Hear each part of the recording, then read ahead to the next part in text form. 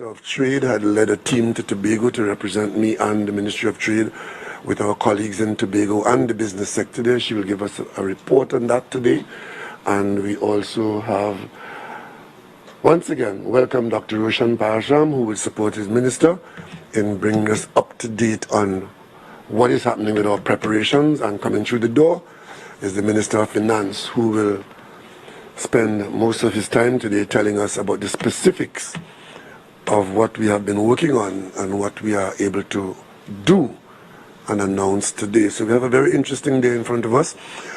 I want to begin once again by thanking our support team, our national support team in the Ministry of Health. Our doctors, our nurses, our technicians, our maintenance officers, all those people in the Ministry of Health and its appendages, wherever they might be, and our suppliers from the private sector, to ensuring that the most important thing in Trinidad and Tobago, the most important objective is being met. And let me remind you what that objective is.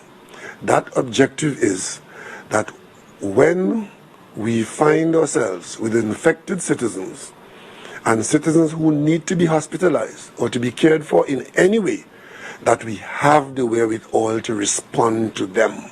That is the objective. And so far, so good. Our healthcare system is still intact. We are not being overwhelmed at this stage, and we are responding to what has come our way. Because you see, it is when the system is unable to cope with what is demanded that the problem becomes beyond our reach. And let me also say to you, we have started from a location where we did not have any person in our national community who had confirmed to be carrying the virus. And of course, you know, some people were anxious to announce the first arrival. It took a few weeks for that to happen.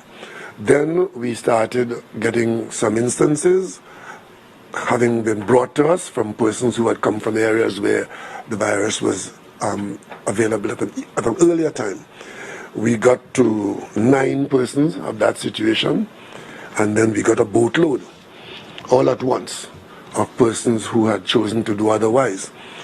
And the bottom line in that is that a significant number of the beds that we had available to have come to us in a particular pace, we had to make those beds available and to direct staff in a way, but that's a different conversation. The bottom line is that we are able to cope with what has come our way. We expect, given the way this virus has been penetrating populations in the weeks ahead, particularly the next 2 weeks, we expect that the numbers in Trinidad and Tobago will increase. That's a fact. But we also expect that our health infrastructure and our health caregivers would be able to respond.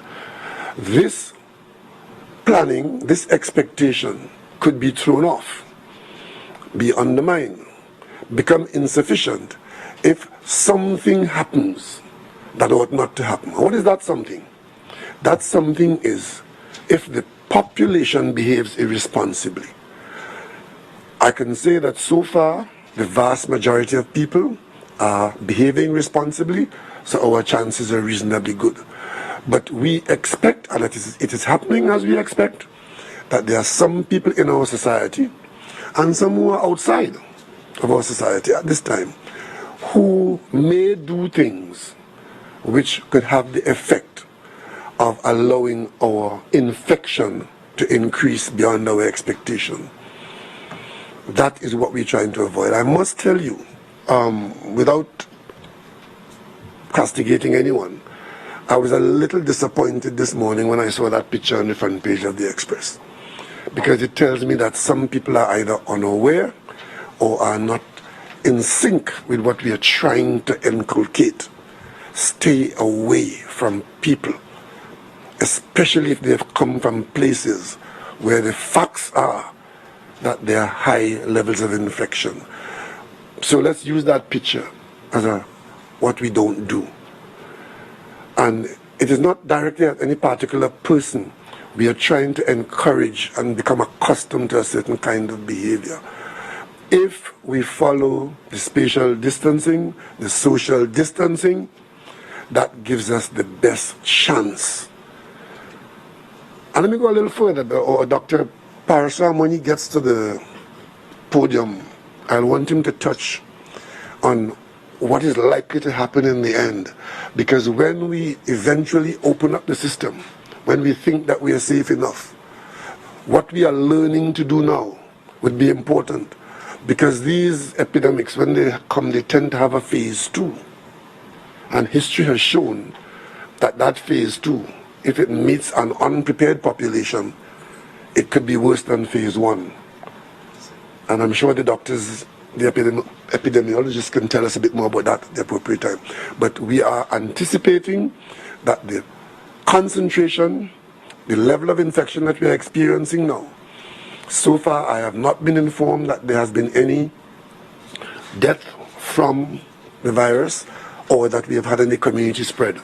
But we are not immune to that. It's an evolving situation. So let us be prepared and be ready in the event that our turn comes when we have to report community spread. Because we're not testing everybody, but we are aware that it is possible that in our society that there are people who are infected and could be infecting other people. And that is why we are saying, let's assume that that is so. And that's a good assumption to make. That is why we are staying away from each other, even though we are not, at this point, demonstrating or presenting the symptoms that we know. And that is important. That is very important. We have worked very many hours since I saw you last, the Minister of Finance and his team, the private sector, the public sector, and today the Minister of Finance will tell you what has been the government's decisions as to what we are doing. I had said to you on the very first day that the government is taking certain definitive actions. Those actions are meant to respond to the health challenge, but those actions will have a knock-on effect on our economy. And by economy I mean the people who are engaged in businesses of one kind or another. Those who keep us clean, those who keep us healthy, those who keep us fed. Those actions that we have taken by order have certain effects, and we have worked very hard to see how we can ameliorate those hard times that are going to affect those people who are directly affected by the actions. And I also want to say, I know that whatever we do would not find favor with everybody, but it would find favor with the majority of people. I simply want to say that we would like to do much more for all of us. But insofar as we are aiming to do anything like that, which the Minister of Finance will present later, there's a constraint. And that constraint is how much money is available to bring the kinds of relief that we think we can try to bring to those persons who are affected. And let's understand something here. It is not compensation, because all of us have to be directly involved in receiving the negatives of this situation. What the state is trying to do is to bring as much relief as we can, so that at the end of the day all of us would be here and all of us will have the opportunity to continue our life in a way that is reasonably close to what we were before. So there's a limit to the amount of funds available, and we have to prioritize, and the Minister of Finance will tell you what those priorities are and how we'll proceed. So it doesn't make a lot of sense to be trying to upset ourselves about what didn't happen and how much didn't get. We have tried reasonably to make the most of what is available. And also understand that this expenditure that we are incurring now and the liabilities that we are incurring by way of guarantees, much of it had not formed part of the national budget. The national budget is still servicing the country as we had planned to before. We still got to pay all the public servants. We still got to pay all the pensions. We still got to pay the public debt. So in other words, this is an additional expenditure which we are forced to make, and which we are making, and which we will make, because it's required. But at the same time, we are keeping body and soul together. And of course, as we do that, let us not be people who had an opportunity to do better, and because of lack of cooperation, greed or dishonesty, we have squandered our opportunity to come out of this in a better way. I have every confidence that the people of Trinidad and Tobago will do well, will cooperate, and every passing day more and more persons are being encouraged even by their colleagues on their side that this is what we need to do. And it is not only about those persons who are directly affected. I think every one of us can claim to be directly affected. We are affected in different ways. And today we will tell you. Let me just remind you what we set out to do the last time. We set about to provide relief to individuals who would have temporarily lost their jobs during this period. Let me remind you, we do not know how long this period will be. So it makes it very difficult to plan definitively. We are planning in an indicative way, whether it is 2 months, 3 months, and hoping that it ends in that kind of time frame. It is quite likely it may not end in that time frame. It may go longer, and that puts even more pressure on us to determine how much we can put into the system as relief up front, not knowing when the end date is. So when you think about what we would have done today, just bear those points in mind. We set about to ease the burden on companies who were forced to close as a result of the orders that we have given and the actions that we are taking to fend off this bug. And we set about to motivate companies to retain employment of staff, because those who we are asking the business sector, don't use the opportunity to sever staff at this stage. Let's see if you could hold on for a while, and with some support from the government, a little challenge from you in going a bit further, and of course those who are affected. It's not a zero-sum game, but it may not be a 100% game either. We are having to make adjustments at the workplace, at the marketplace, at the Ministry of Finance. And what we've done, what we're seeking to do, is to create the correct macroeconomic environment, and you would have been, the Minister of Finance spoke to that last time, telling you what he has done with the central bank and so on.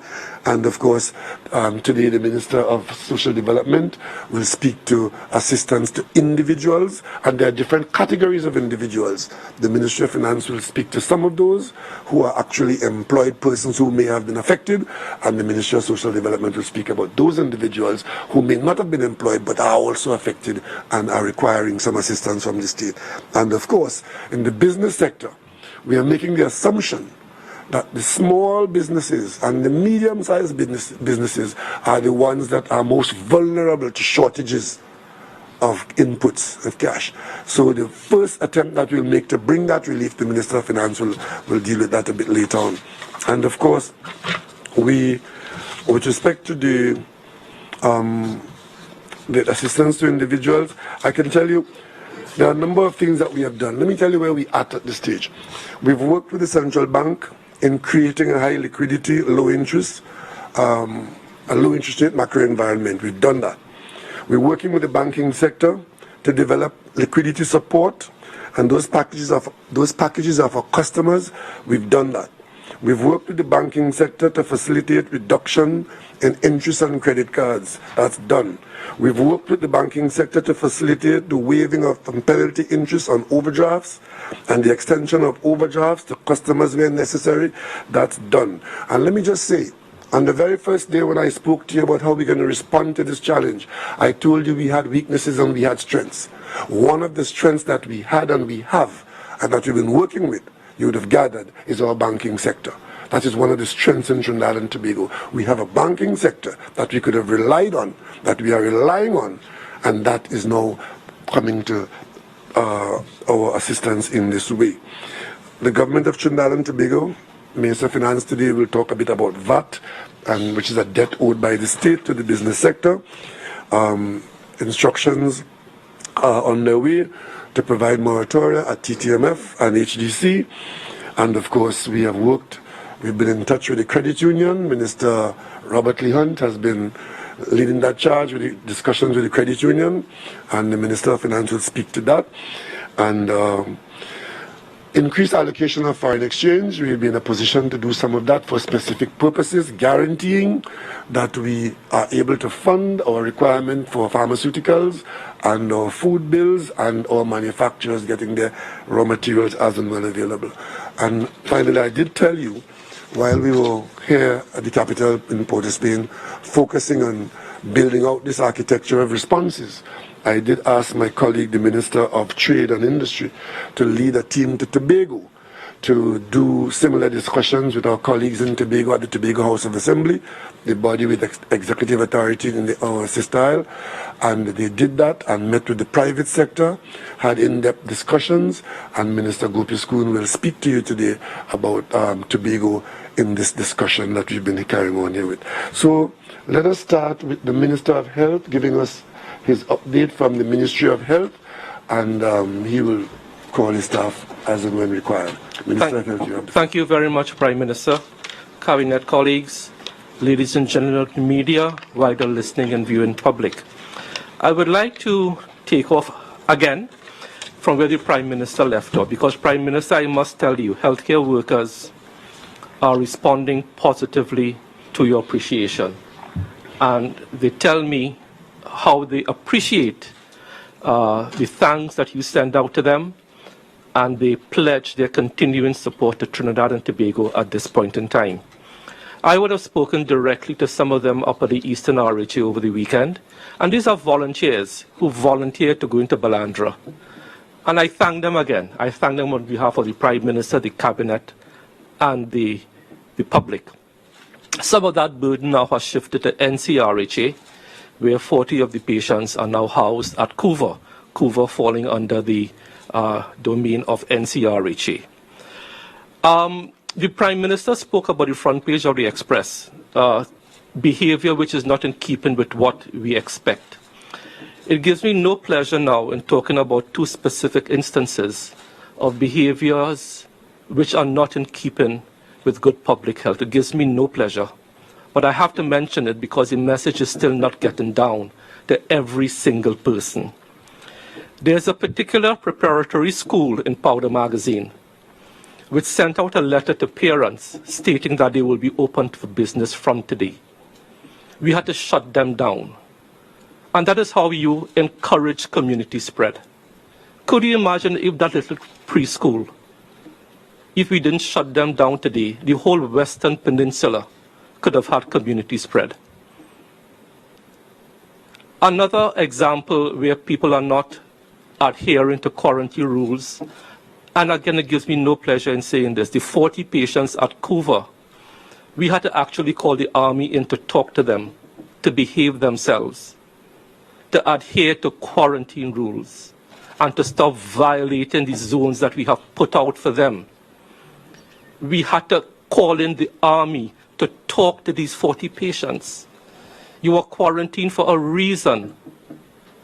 So these are just two examples in addition to what the Prime Minister said about the front page of the Express where people are kissing.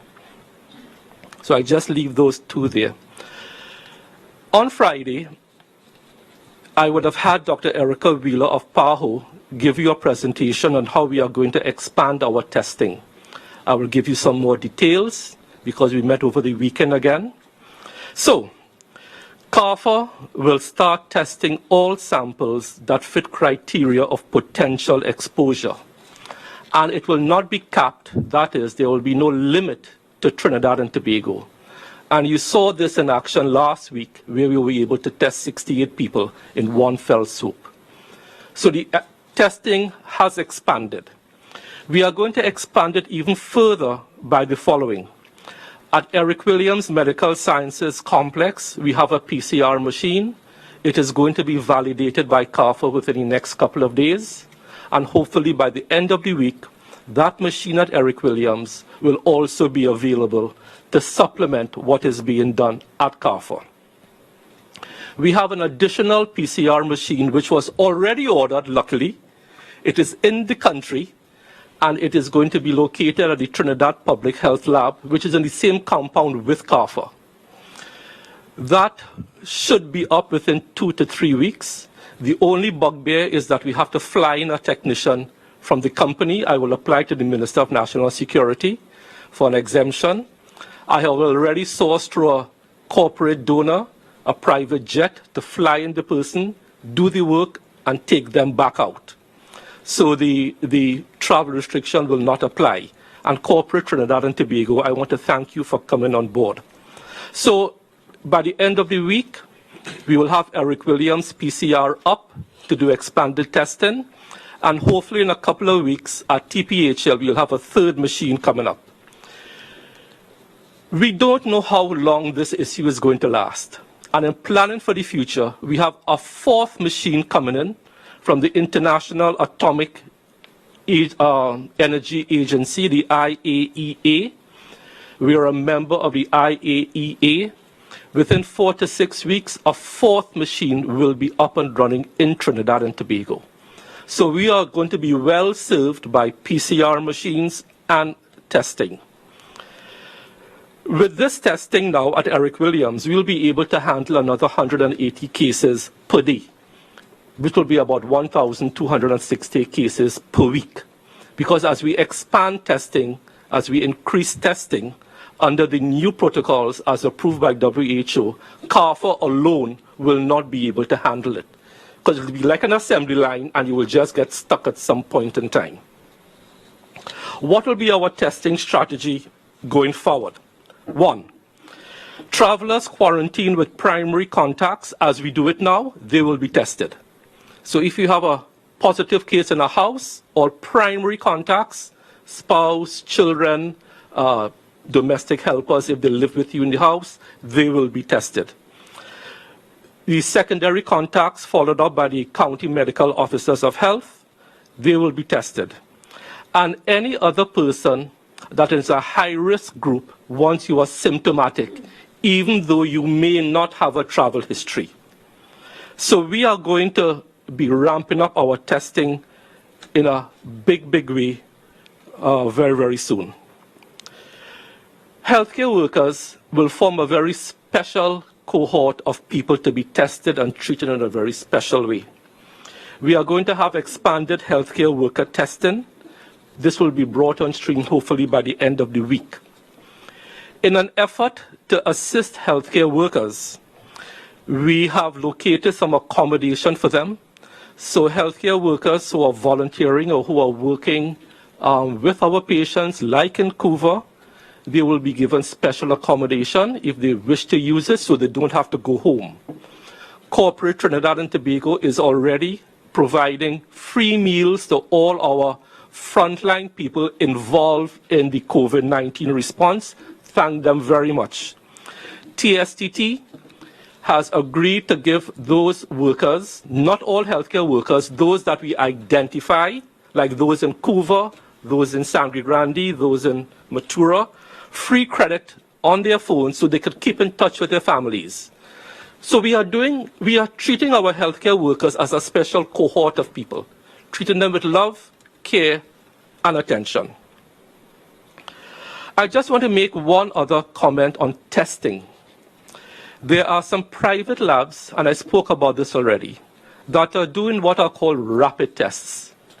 These are not PCR machines, polymerase chain reaction machines. These are rapid tests which are not accurate. There's a lab in East Trinidad, lab in South Trinidad, lab in Central Trinidad. I urge the public not to send your samples to these labs to be tested. The only agency that will give you a true positive or a true negative is those labs with a PCR machine, and the only lab so far is CARFA. We will have Eric Williams up and running soon, and Trinidad Public Health Lab.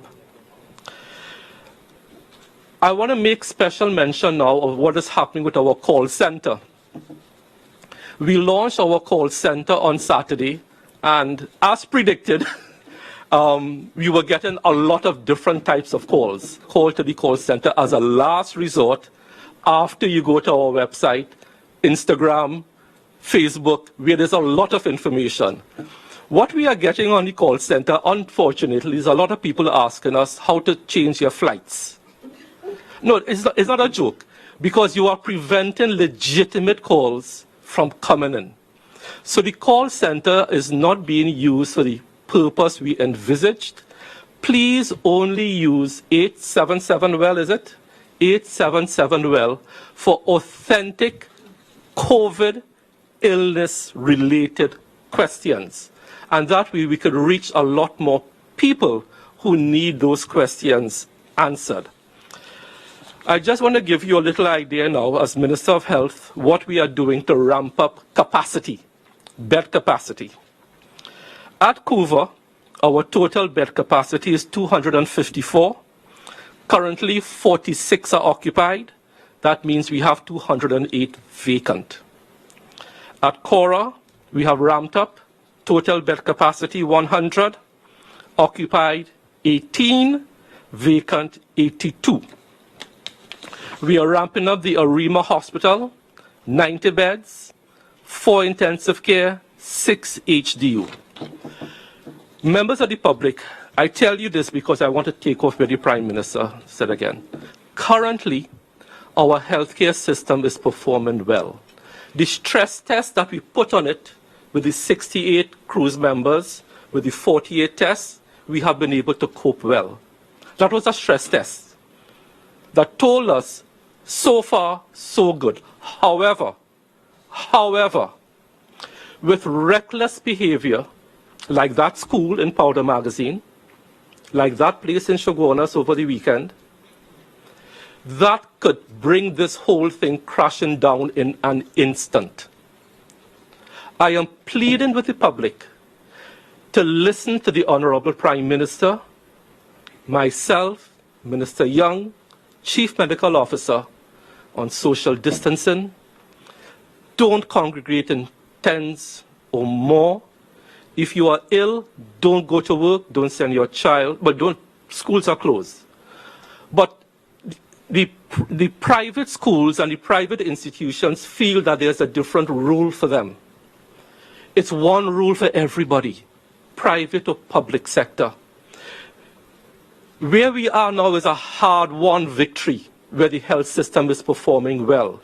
Let us not squander this as we have seen in other countries. I implore everybody to listen to the exhortations of the Honorable Prime Minister. Let us all behave in a responsible manner, and as I keep on saying, we will get through this. Thank you very much. Thank you very much, Minister. Could we have Dr. Parasam to give us the inside story about within the walls? Hi, good afternoon, Honorable Prime Minister, Honorable Ministers. So basically, I'll start as usual with the daily update. So far we have tested 311 cases, 51 in total. So let me disaggregate a little bit. 41 from the cruise ship, and I think it needs some explanation. 10 other persons who would have traveled in the recent past. So you would have noted maybe 3 or 4 days ago we only had 150 people being tested. So we doubled that in about 3 to 4 days. So our testing has scaled up significantly. It is good that we actually were only able to pick up out of those 150, with the 40 aside, 2 additional people, which gives me a bit of hope. And we're in a good place so far. The 41, out of the 40, we would have said 40 persons would have come out of the 68 that was actually at Balandra. Out of the first 9, there was 1 individual who returned on a flight prior from the vessel, would have come to Trinidad and Tobago, directly from Port Health with an ambulance, would have gone straight to Cora. There were 2 people actually. That person was positive. There's another person that came with her who was negative. So just to clear up where we got the 41 from as we changed from yesterday's. So there are actually 41 people that would have come from that cruise ship as positive. In total, yesterday we would have picked up an additional 3 persons in the airport, and they would have been taken to Cora straight away as well. So it would have brought the total number of people coming from the cruise ship to 73, which is the actual number we got in the first instance. So we would have been notified there were 2 people coming before the 68, The 68 persons came as a group, and then 3 persons came on their own yesterday and were put in core as well. So they will be tested as symptoms arise. So basically that's the update. I think questions can come later. In terms of the clinical status of the patients, out of the total number of 51 persons that we have, the number of patients at CUVA are 47. ICU ventilated, there's 1 patient in ICU who is stable, has been stable for a number of days now.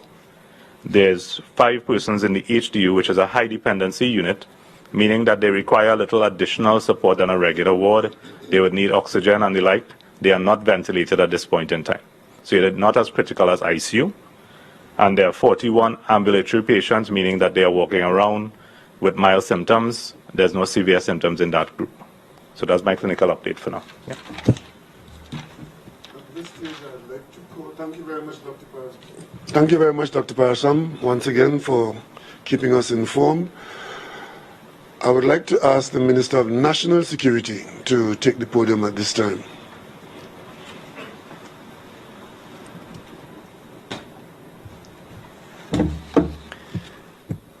Thank you very much, Prime Minister. Good afternoon, members of the media, cabinet colleagues, wider viewing and listening public of Trinidad and Tobago. I'd like to start by just briefly taking the opportunity to thank some of the frontline people outside of health who have also been playing a very important role in the past couple of weeks. That's immigration workers or port health workers, customs, the airport authority staff, or police service or defense force, the fire services, and even those who have done some significant work at the prisons within the past week or so.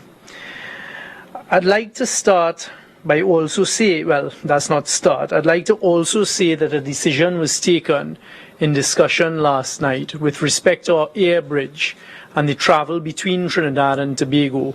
One of the things that we're asking people from now on until further notice, only engage in essential travel between Trinidad and Tobago.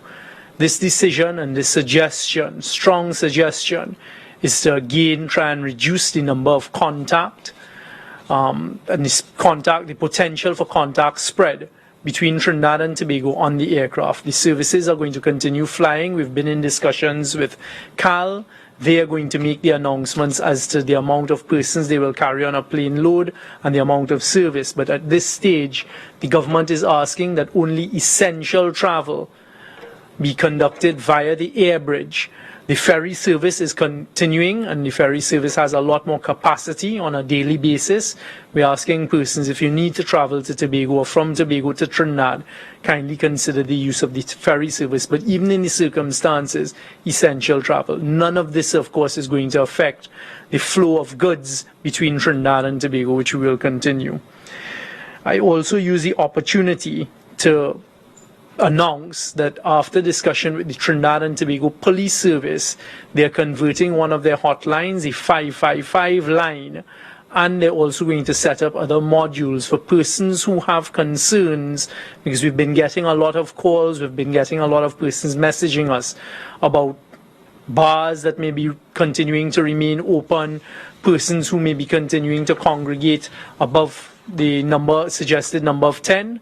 And these types of instances that you can provide this information to the Trinidad and Tobago Police Service, and they will dispatch persons as necessary.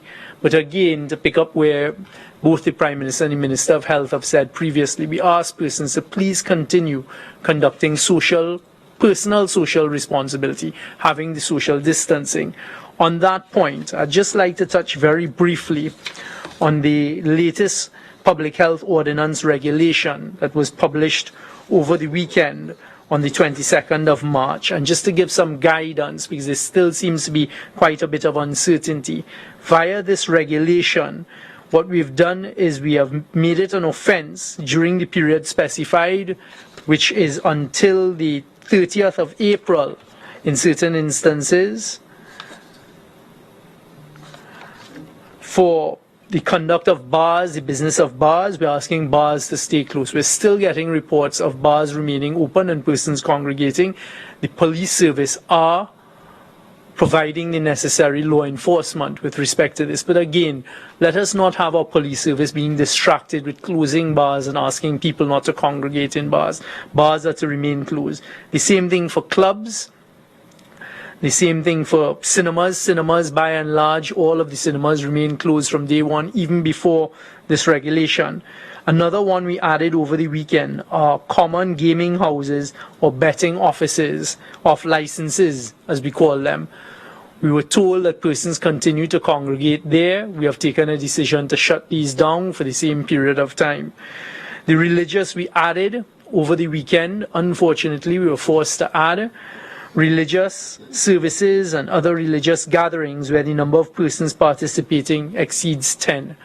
This was made necessary by some of the irresponsible behavior of persons still congregating, persons asking for their worshippers to still congregate. So now we have the force of the law, but we're still asking persons to abide by it and not let us have to send our law enforcement orders to ensure that this is complied with.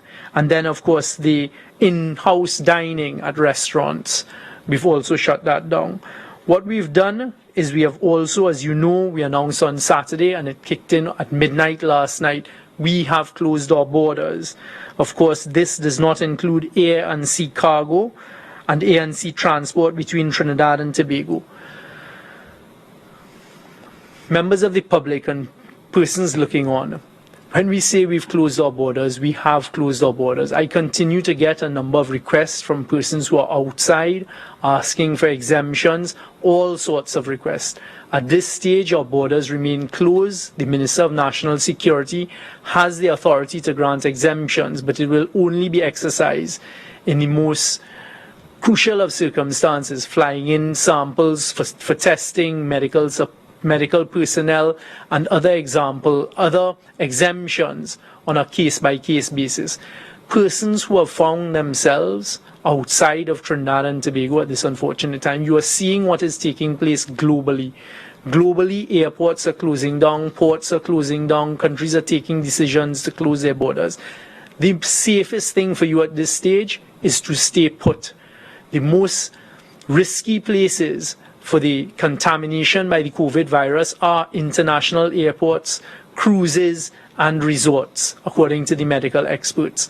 We have closed our borders. So making these requests to us from all different quarters and all different modes, asking for an exemption is not going to work at this stage. We are being very, very strict for the protection of the people who are here in Trinidad and Tobago, and there will be no exemptions. I continue to get requests from persons who are outside, flying into other jurisdictions, other nearby countries, and then asking if they can be permitted to enter Trinidad and Tobago.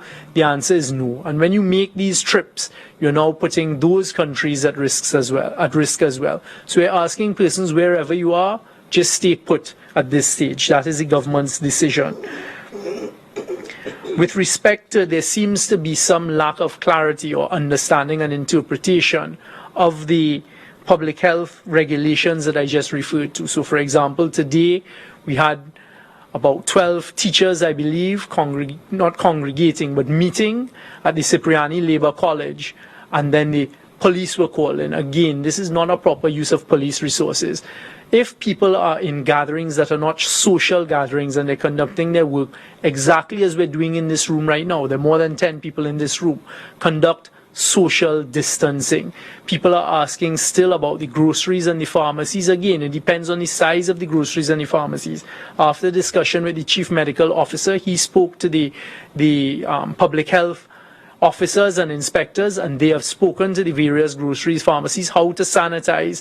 And it does not mean you cannot have more than 10 people in a setting. Once there's that social distancing, what we are saying is no more than 10 people in social gatherings, people getting together to drink, to lime, but it does not mean that offices who are performing essential services or groceries, persons who are meeting in their workplace, cannot have more than 10 people once there is sufficient personal social distancing taking place. So please apply the common sense. You understand what we're suggesting, to keep a sufficient distance to stop the spread of the virus and the potential spread of the virus.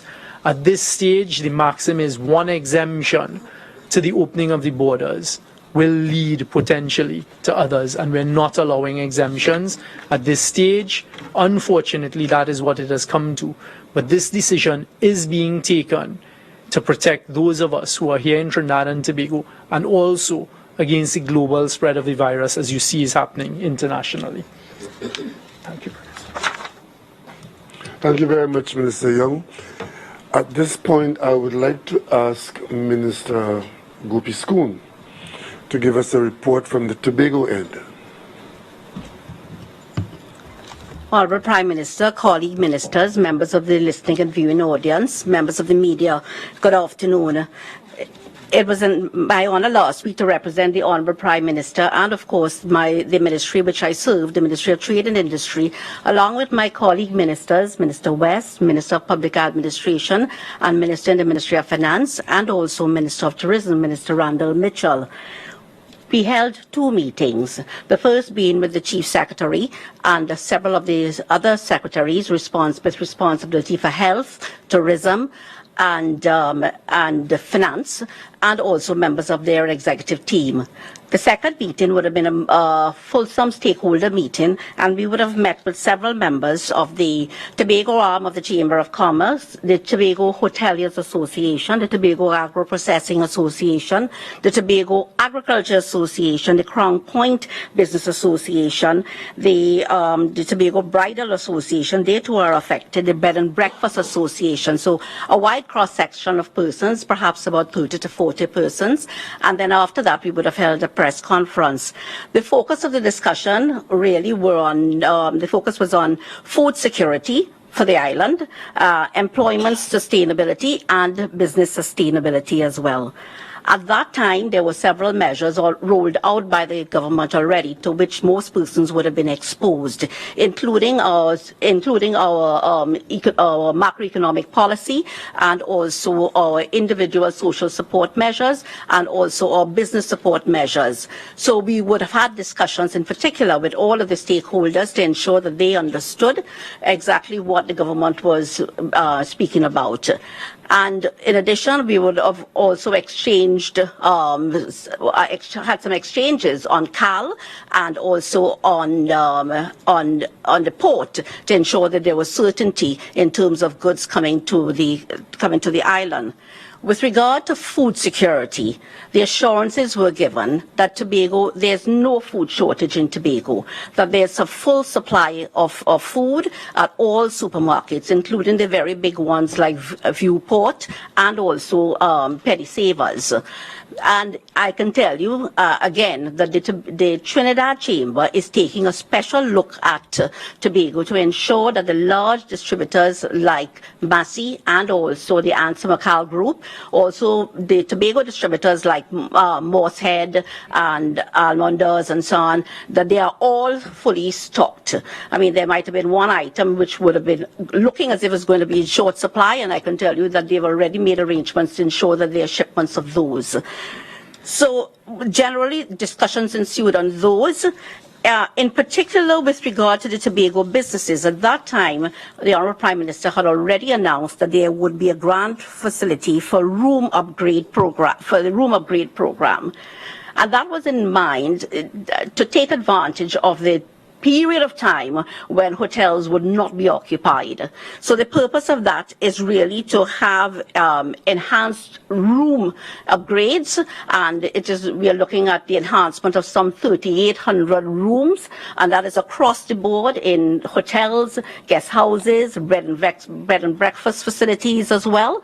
So that was already announced, and I'm going to leave it to the Minister of Finance to announce the volume. Existing also within the THA is an Enhanced Enterprise Association Assistance Fund and also an Enhanced Enterprise Assistance Grant Facility. That exists, and it is to help small and micro entrepreneurs and and those are for persons outside of the tourism industry, but included in some of them as well. So I'm talking about persons involved in manufacturing, all of whom will be hard hit because of the knock-on effect. That grant facility exists, and again, we had said to them then that, and they were quite interested in government enhancing those two facilities, the grant facility and the loan support facility, the loan support facility being for a loan of $250,000 and the grant facility being for $25,000. We also asked at that time, we listened to them, and we were told that that particular one for the grant fund facility, which was primarily for the purchase of machinery and equipment, that can be extended by an executive decision to also working capital. So that's another area of support for working capital support for those outside of the tourism, tourism's direct sector, but also including some of them as well. At that time, we would have already also announced all of the assistance which businesses are getting via the commercial banks and so on. And there will be other support measures to be announced by the Minister of Finance with regard to both the businesses and also to persons. It is to remember also that there are existing facilities for Tobago hoteliers and other persons involved in the tourism industry as well, including the government loan guarantee facility, which remains available to persons in the industry, and also the tourism upgrade program, which also exists. So what I'm saying is that there are several measures to assist small and medium-sized businesses in Tobago to ensure that there is some kind of business continuity and preparation more than ever for when we return to a normal. And it is expected, I mean, what one has to keep in mind is that our room stock must always be of an international standard. It has to be competitive. Yes, we are seeing some improvement in terms of the arrivals, but if it is going to make a difference economically, it means that our stock has to be up to standard. And this is a time to take advantage through the new facility announced by Honourable Prime Minister and also the existing facilities which are there. And so again, we emphasize on the business side, as far as is possible, that businesses continue to use best effort to keep their persons employed for at least 4 weeks. There are other measures to be announced today, in addition to the social support measures already announced by the Minister of Social Development, will take care on the other side. So that's where we are. Certainty in terms of the survival of business, certainty in terms of food security, certainty in terms of employment sustainability as well. I think that's it. Thank you, Prime Minister. Thank you very much, Minister of Trade and Industry, and assisting me with my responsibility as Minister responsible for Tobago. As you know, that as Prime Minister, the Tobago House of Assembly is directly connected, I should say, that's a safe enough word, to the Office of the Prime Minister. And you may not know this as well, that the Office of the Prime Minister is responsible for the TRHA. So these are areas of not overlapping but closely associated responsibilities. And I want to thank Minister Gopi Skoon and her team for carrying out that assignment in Tobago. I hope to get to Tobago sometime in the not too distant future. As soon as the first opportunity arises, I would be there and continue this line of contact with our Tobago colleagues. At this time is a good time to introduce our newest member of our team, who will be with you on a regular basis going forward. We have here this morning Permanent Secretary in the Ministry of Finance, Senior Public Servant, Mr. Vishnu Danpal, who is here to make sure that the Minister of Finance does not go off track. Minister of Finance, you have the podium. As usual.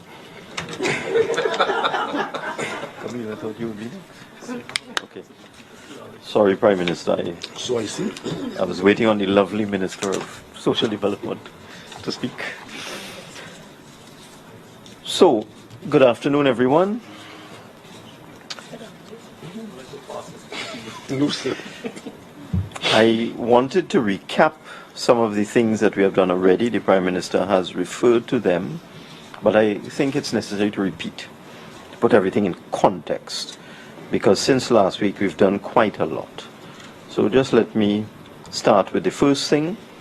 We had discussions with the central bank. I asked the central bank to convene a meeting of its monetary policy committee very quickly, which they did in a couple hours, and very quickly they reduced the repo rate from 5% to 3.5% and reduced the reserve requirements where the banks have to have cash in the central bank, which earns no interest, from 17% to 14%.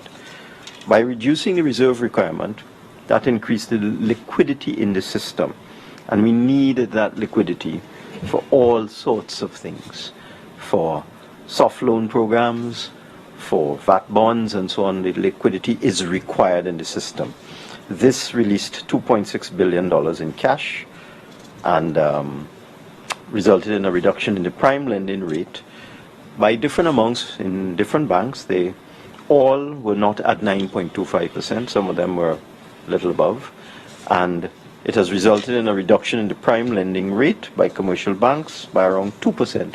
Most of them are now at 7.5%, or around that figure, down from 9.25, 9.5.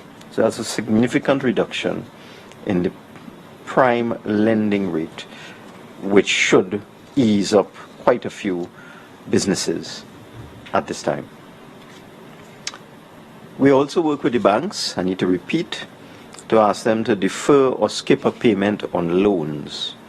Most banks, we started off talking about on a monthly basis, but I must say the banks have stepped up to the plate, and within a matter of days, most banks started to publish advertisements in the papers indicating that they have instituted deferral payment periods for as much as 6 months. Some are 3 months, some are up to 6 months, and I think the lowest is now 3 months. They have also agreed to waive penalty interest on overdraft facilities and to extend overdraft facilities on a case-by-case basis where required. They also reduced the interest rate on credit cards, and they are looking at other arrangements they can make with credit card users. Today, I spoke to the chairman of the TTMF and the Home Mortgage Bank before coming here, and they are proposing to put in place payment deferrals for TTMF and HMB customers, which is mortgages, for up to 3 months in the first instance, and depending on how this thing goes, they may take it up to 6 months. So they're following quite closely what the commercial banks are doing. I also spoke to the chairman of the Housing Development Corporation before I came here, and in the first instance, the board of the Housing Development Corporation is looking at payment deferrals on mortgages and rental payments for HDC customers for 2 months in the first instance, the month of March, the month of April, and then as the situation evolves, they will see whether they need to extend it. I must stress, these are for people who need it in both cases, TTMF, HMB. I encourage anybody who has the wherewithal to be current with their loan payments to pay. If you can pay, I suggest that you pay. These arrangements are for people who ask for it and people who need it. But of course, it is not limited to needy people. With respect to assistance to small and medium-sized businesses, we've asked, on the flip side, we've asked the Chamber of Commerce and the TTMF, the Trinidad and Tobago Manufacturers Association, and we are also in communication. There's a association or confederation of smaller chambers. We're asking them to ask their members to keep people in jobs for the next 4 weeks. Well, it would now be 3 weeks from last week. And we're hopeful that they will rise to the occasion and they will work with the government to see that they can keep everybody in jobs as far as is practicable. You would have heard the Minister of Trade speak about a grant facility to allow Tobago hoteliers to upgrade their hotel rooms. That grant facility will be funded by the government in the first instance in the sum of $50 million. There's another facility that the THA administers. It's an enterprise development facility, I believe, has a small allocation in this year's budget, and we have agreed to supplement that up to $5 million. I think it just has about a $1 million allocation, whereby the THA would give grants up to $25,000 to people involved in the tourism sector. So that's the quantification of the assistance we're giving at that level. The Minister of Trade and other members of the government have also been in touch with money lenders, Unicommer, Courts and Standards. And while we have not arrived at definite arrangements yet, they too, the money lenders, have agreed in the spirit of collaboration with everyone to provide deferred payments to their members and also an interest rate reduction. I can't give you details yet because that is a work in progress, but the Minister of Trade is in contact with the money lenders. We're also injecting a sum of $100 million to be administered by the credit union movement to support their members. This program, this $100 million in loan financing that's coming from the government, will allow credit union members to access funds on favorable interest terms. So in this period of difficulty, if a credit union member, and the credit union movement, as far as I know, has over 100,000 persons associated with it, if a credit union member finds himself or herself in difficulty, that person will be able to go to their credit union, their respective credit union, and avail themselves of this liquidity support loan program, which will be at a very favorable interest rate. And what we expect the credit unions to do, again, this is a work in progress that is being finalized, that they would advance the loans to the members and then come to the government in regular intervals, perhaps at the end of every month, for reimbursement from the government. So this is direct cash the government is putting into the credit union system to support its members. And these particular loans not only would be at a very favorable interest rate, but person would have quite a period of time to pay off these special loans once the situation normalizes, perhaps over an 18-month period. And this is particularly geared towards credit union members who would have lost their jobs or would have suffered a reduction in income, perhaps being asked to work 3 days a week instead of 5.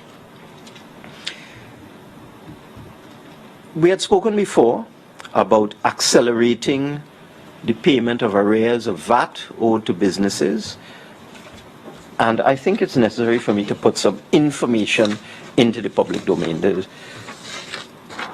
a lot of information about VAT that people are just not aware of, so it leads to a lot of speculation. VAT arrears are calculated on a daily basis. The Inland Revenue Division does a tally of every single VAT refund owed to every single VAT registered business every day. I asked the Inland Revenue Division this morning to give me today's figures, and these are today's figures. There are at this time 10,160 VAT registered companies in Trinidad and Tobago. The total VAT refunds owed at this time, and this would be subject to minor adjustment based on audit before actual payments are made, but the audit is done very quickly, is $6,225 million. So the total of VAT refunds owed as I speak today, $6,225,617,665. Those are the figures in the GEN tax system. You see, the Inland Revenue Division is totally computerized. They're using an international computer program called GEN tax. So every day they can tell you exactly what's going on with everybody. Now, if you break it down, what I was told today, that in terms of persons who are owed $100,000 in VAT refunds or less, the total amount is $4,200 213 persons, and the total owed to them is $144,616,000. There are also some persons who are now below the threshold of VAT. We need to tidy that up. There are quite a large number of persons there, 4,396, but they all owed an average of about $3,000, because we have consistently increased the threshold for VAT as time went by, and that has created this situation. So there's a large body of people where they owed a small amount of money. That totals 13 million. For persons who are owed between $100,000 and $250,000 in VAT refunds, there are 755 of those, and they are owed a total of $119,147,915. For persons owed between $250,000 and $500,000 in VAT refunds, there are 305 of those persons, and they are owed a total of $107,436,954. You may be surprised to learn that when you get up into the higher levels, when you get up to persons who are owed $10 million and more, there are only 72 of them, and that accounts for $5,024,469,000. Let me repeat that. Of the 10,160 VAT registered companies who were entitled to refunds, there are only 72 who are owed more than $10 million, and the amount owed to them, which is large oil companies like BP and so on, is $5,024,469,000. Let me also speak about income tax refunds, which are mainly owed to self-employed individuals. There are a total of 12,543 refunds, income tax refunds as distinct from VAT, owed to individuals, mainly self-employed. The total outstanding owed is $233,996,000. But when you look at the persons who are owed $20,000 or less in a income tax refund, that totals 397 people. That means that 75% of people who are owed income tax refunds are owed $20,000 or less. And then in terms of the people who are owed, say, up to $250,000 in VAT refunds, that figure, VAT, no, I'm going to VAT now. In terms of income tax refunds, 75% of the person who are owed income tax refunds are owed $20,000 or less. When you go to VAT refunds, 90% of persons are owed $250,000 or less. Okay, 90%. So I thought it's necessary to put those figures into the system.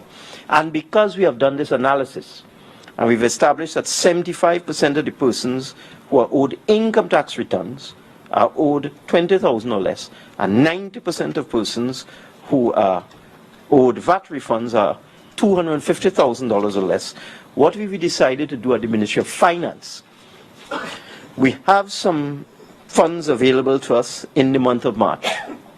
And in order to bring relief to businesses, because cash flow is the lifeblood of a business. Without cash flow, businesses cannot continue to employ its workers. So what we've decided to do is that we are going to pay all of the people who are owed income tax refunds of $20,000 or less immediately. That would be $110,184,000. You owe that tax refund. And we are going to pay, I can say immediately today that if you take the $119,000 for persons between $100,000 and $250,000 in VAT, and the $144 million for persons at $100,000 or less, and the others, I can say immediately today that we can pay everyone who is owed up to $250,000 in VAT. That will cost us about $280 million, and we'll see as cash flow comes in for the month of March, because this is the quarter where we get corporation tax, whether we can also pay everybody up to $500,000, which would be a further $107 million. But I can tell you that we are going to do this, and I can say this without any fear of contradiction, that next week we will pay everybody who has a tax refund due to them of $20,000 or less. That's 9,397 persons, and everybody who has a VAT refund owed of $250,000 or less, and we'll see if we can get up to the 500 next week in cash, so that the issue of bonds will be dealt with in due course. I have charged the public servants in the Ministry of Finance to start paying the VAT bonds on the 31st of March, Mr. Dan Paul. So we all have a lot of work to do, but I am happy to say that the Inland Revenue Department has the name, identity of every single one of these 10,160 persons, and also the amounts owed to them and so on.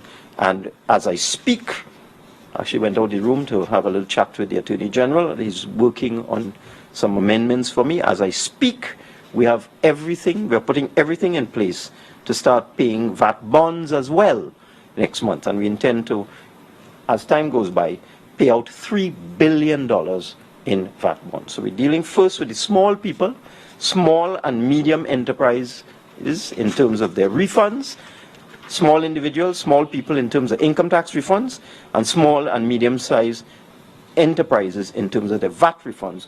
And then we'll get to the larger people who have more capacity at this point in time to hold strain for a little while.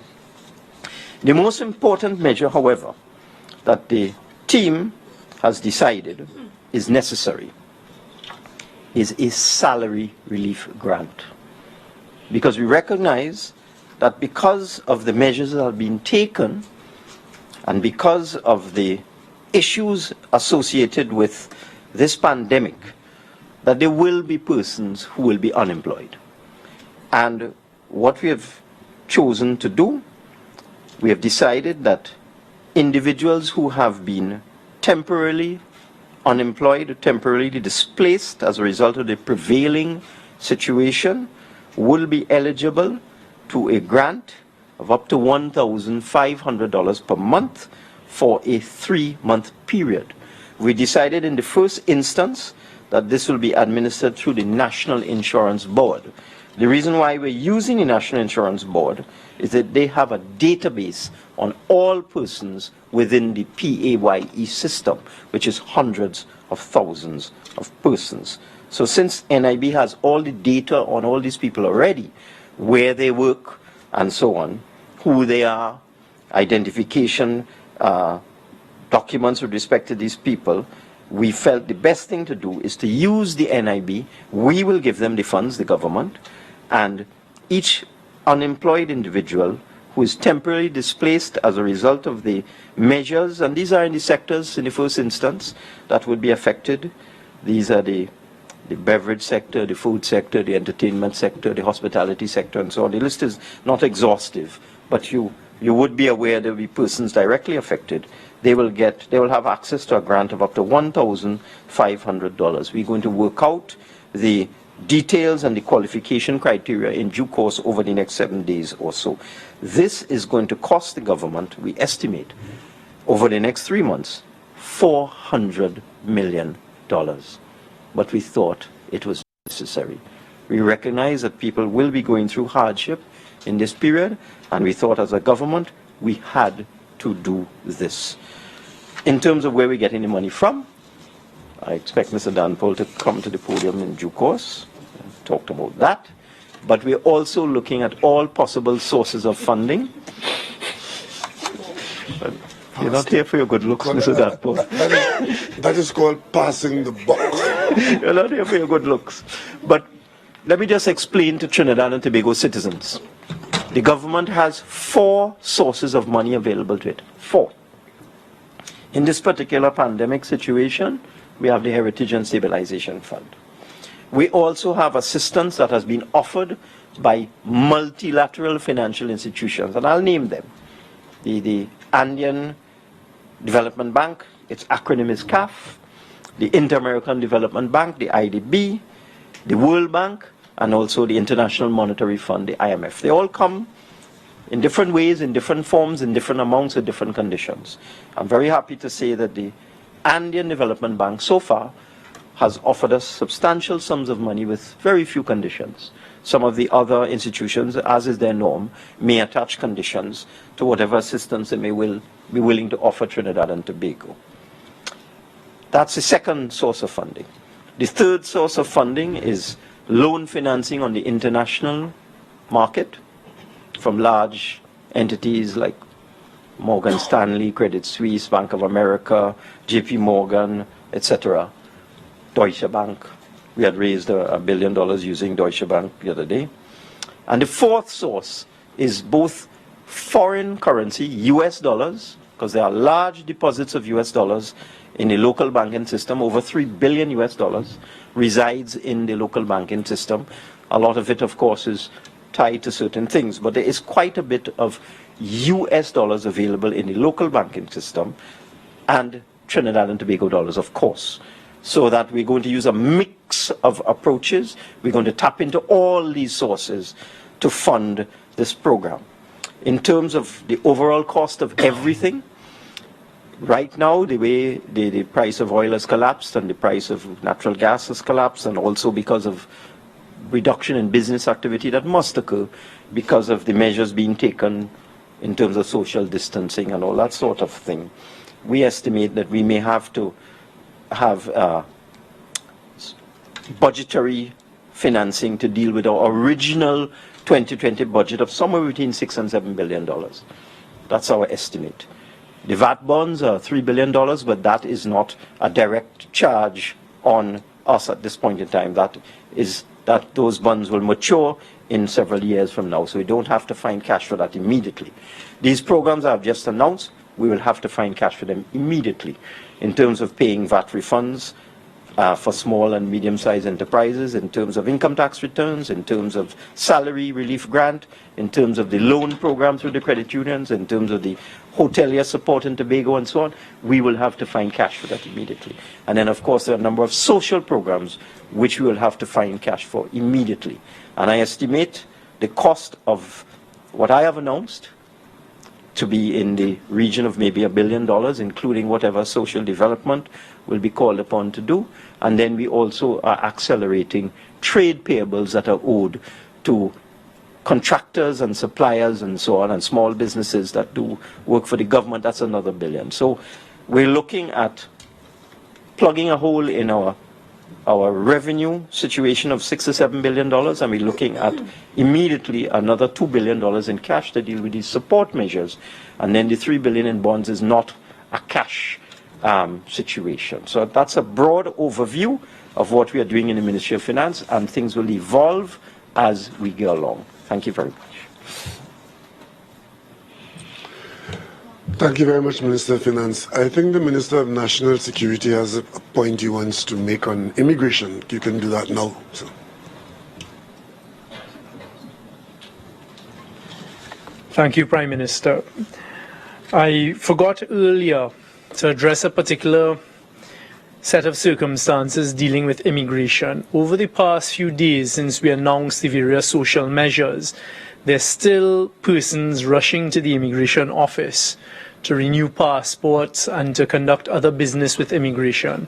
So I've spoken to the immigration authorities and the permanent secretaries at the Ministry of National Security, and we will be announcing some additional measures to those that I'm about to announce to alleviate this, because obviously we don't want people congregating and lining up in lines.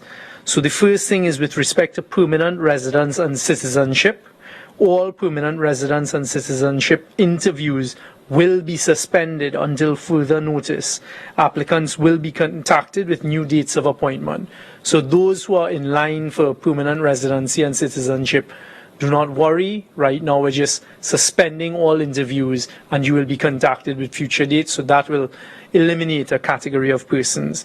Persons who have extension of stay applications, so persons who are unable to leave Trinidad and Tobago by the 22nd of March and whose landing certificates may have expired during the period and whose certificates will expire by the 30th of April, you will be granted an extension and are hereby granted an extension until the 22nd of June 2020.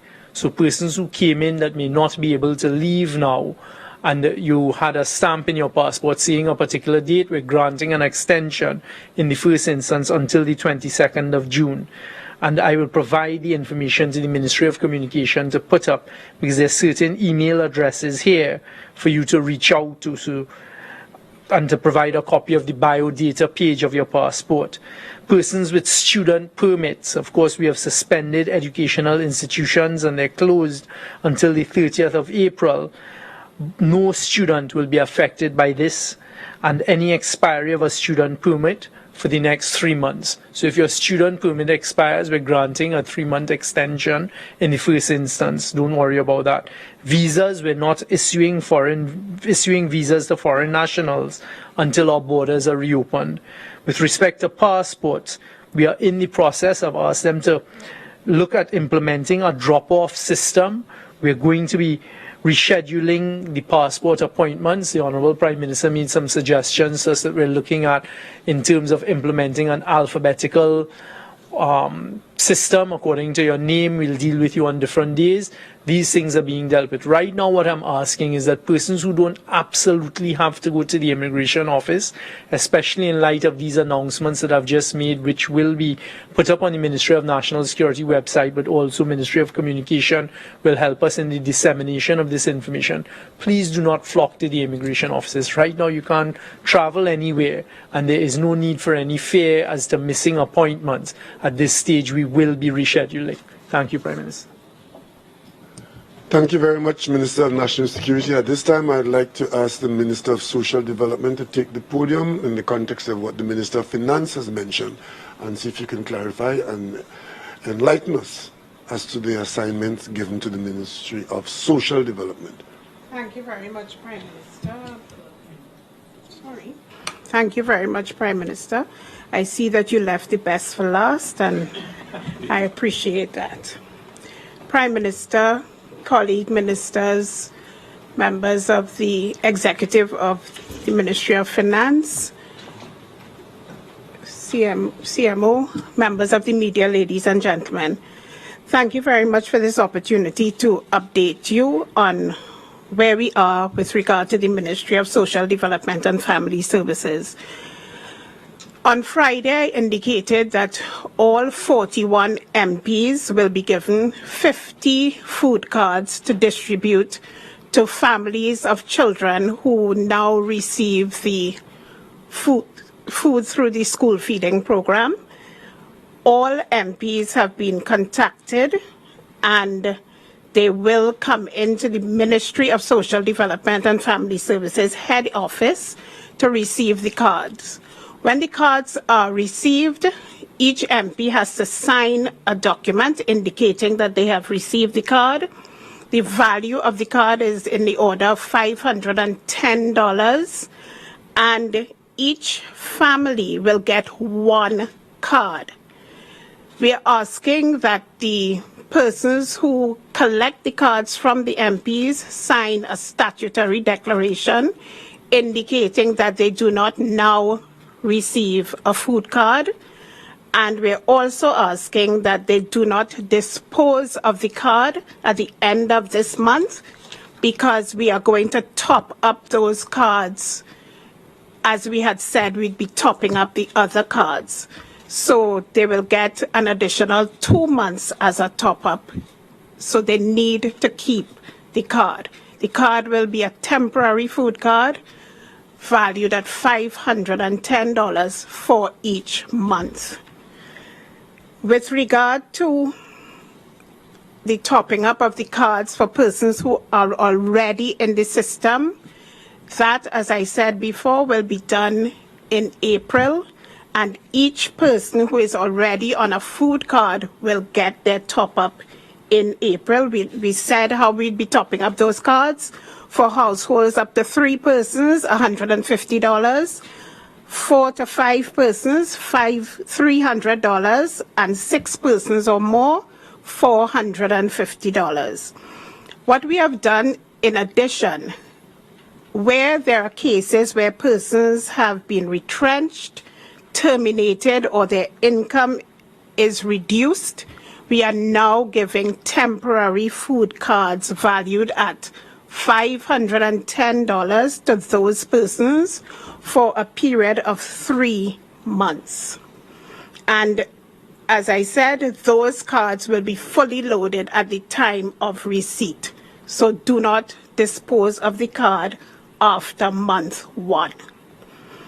With regard to persons who need that income support that the Minister of Finance has been talking about and the food support, we will be working in collaboration with the Ministry of Labour to capture the data that is necessary to ensure that we do not have persons who are already getting food support coming to get a second card.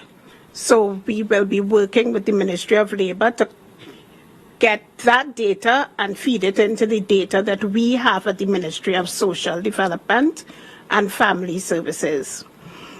With regard to persons who are on public assistance and the disability assistance grant, they will also receive a top-up in the same order of $150, $300, and $450 for their additional income support.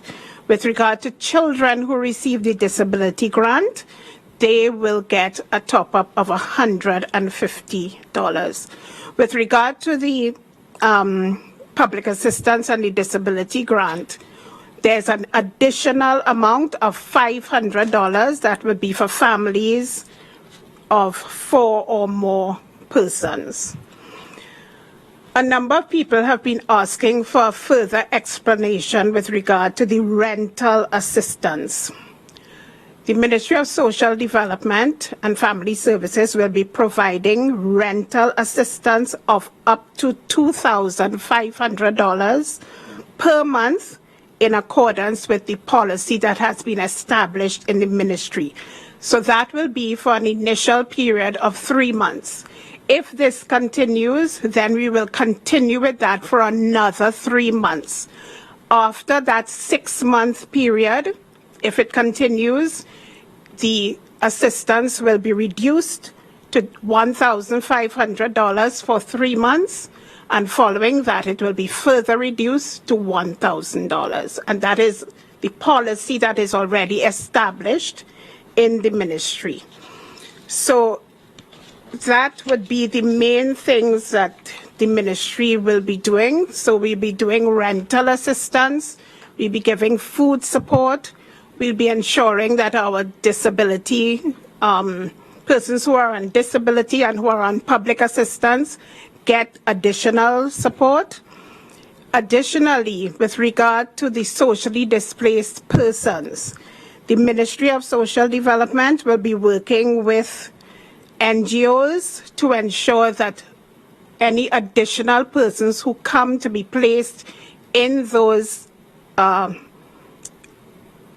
be housed in either our Center for Socially Displaced Persons or Court Shamrock or additional NGOs that work with the ministry, we'll be giving them additional subsistence to ensure that these persons are fed and can be taken care of. We'll be working also with the TTPS and the Ministry of Health so that we get the persons off the street and into those places of shelter. We'd be very dependent on making sure that the regional corporations assist us with moving these persons off the street. In addition, the Ministry of Social Development will be putting in place a call center because we have found that a number of people are congregating at the social development offices, hoping to get in to get what we are what we are putting in place. But it makes no sense for people to congregate there. So we are putting in place a call center. But in the meantime, if persons call 800-1673, they can get information with regard to how this process will work. Additionally, I want to take the opportunity to thank the banking sector that has put in place priority banking for older persons, for the differently abled, and for those public assistance clients. My information is that in the first hour of banking, it will be open for those persons. Afterwards, some of the banks have said that there will be one dedicated teller who would deal with the persons who fall within this category.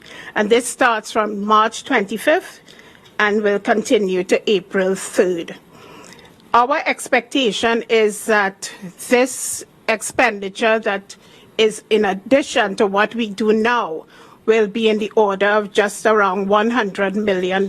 So it is quite a large amount of money, but it has to be done in the circumstances.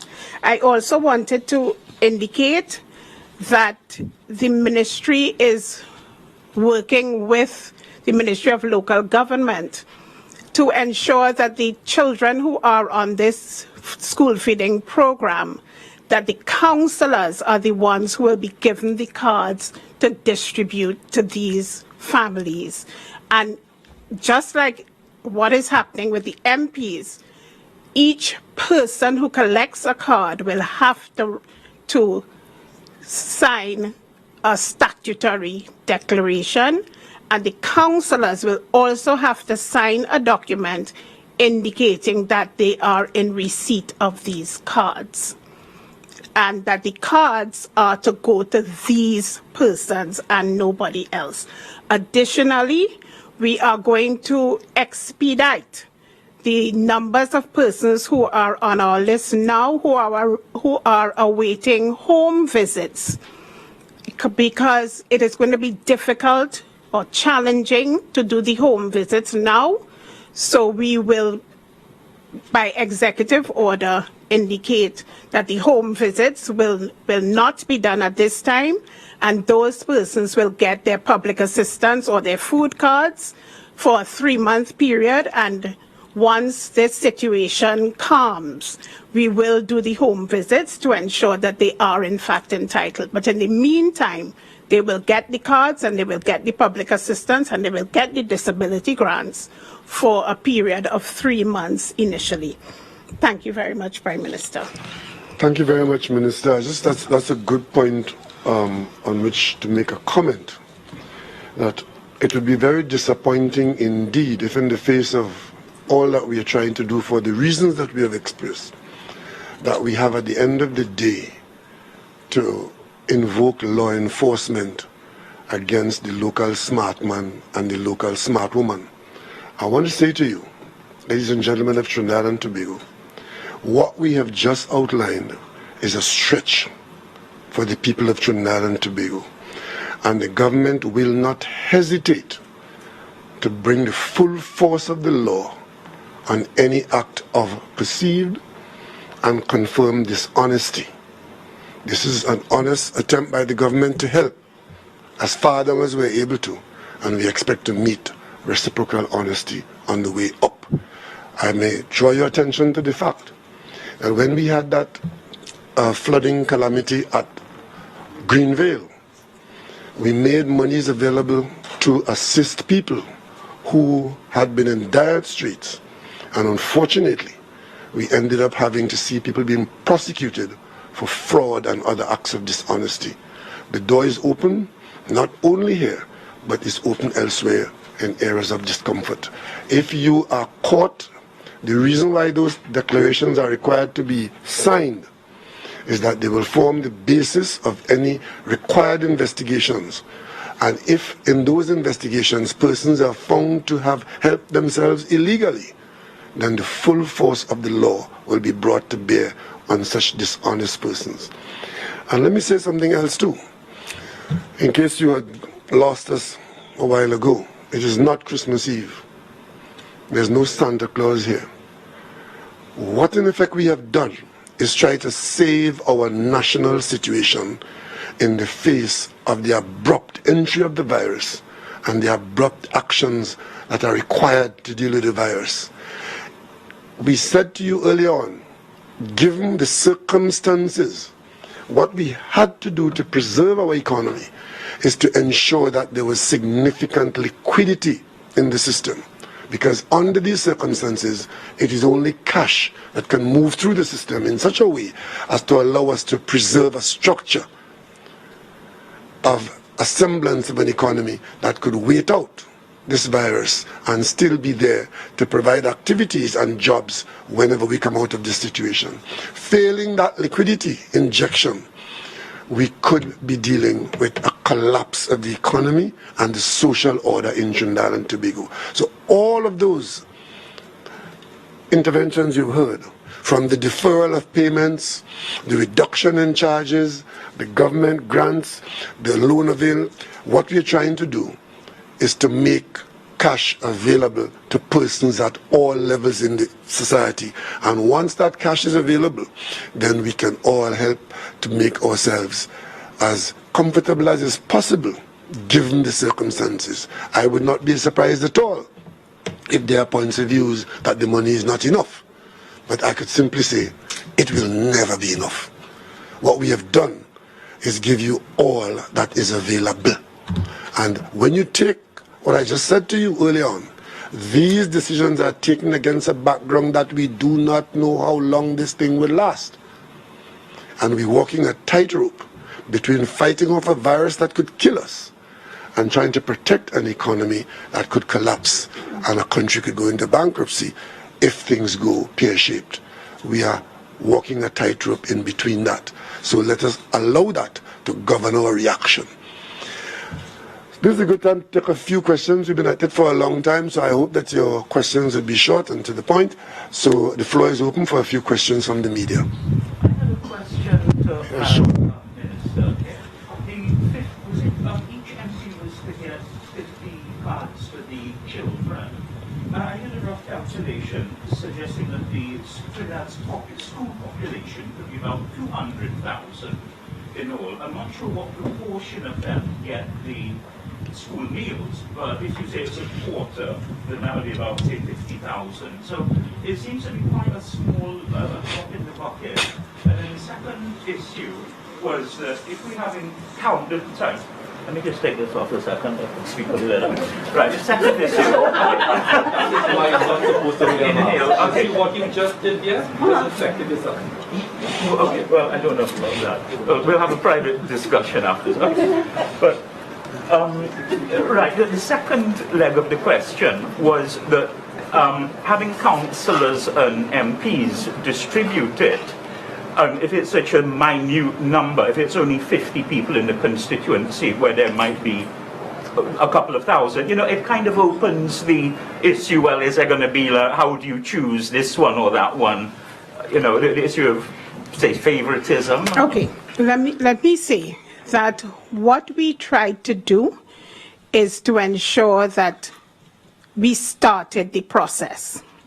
The easiest way to do that was, first of all, to give each MP 50 cards. That is 2,050 families. But it was the start of the process. What we have done since then, and even whilst we made up our minds to give each MP 50 cards, is to work with the Ministry of Education to get the database so that we know how many students we're dealing with now. So with regard to the councillors, they will have the rest of the cards then. You understanding? Okay, so the MPs would have distributed 2,050 households. The councillors will now distribute to the others, but we needed to have the data in place to match our data at social development with the data at the Ministry of Education. because there are some students who are already in a household where they get a food card. If they're in such a household, that household will get the top up. So it may not be every student who is on school feeding who is already getting a food card, but there definitely will be some who need a food card. Okay? You're welcome. Yes. Yeah, the Arima Business, good afternoon everyone. The Arima Business Association recently sent out a release, and one of the suggestions was, is there a possibility of reducing fuel prices for businesses that would have gone into receivership or... Next question. That is not a real question. Good afternoon, and also to members of your cabinet. Maybe Minister of Health could take this one. I'm asking how many ventilators we have in our healthcare system, if you deem it necessary. If you deem it sufficient, how many are in use? And we're also seeing internationally that doctors have to make the heart-wrenching decision as to when capacity is too much, as to who will get use of that ventilator or not. Are there protocols in place already to deal with that? That's a very good question to ask. So, across the public healthcare system, there are 138 ventilators. Across the private sector, there are only 21. So the public sector, we have 138.